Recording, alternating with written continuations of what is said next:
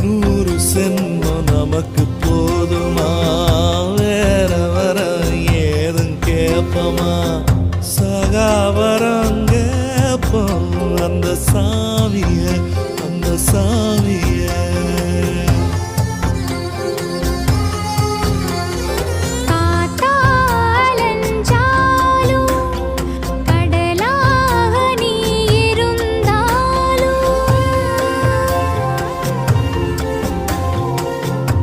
ஆகாசமான போதிலும் என்ன ஒரு எடுத்த போதிலும் சேர்ந்தேதான் பொறுக்கணும், இருக்கணும், கலக்கணும்.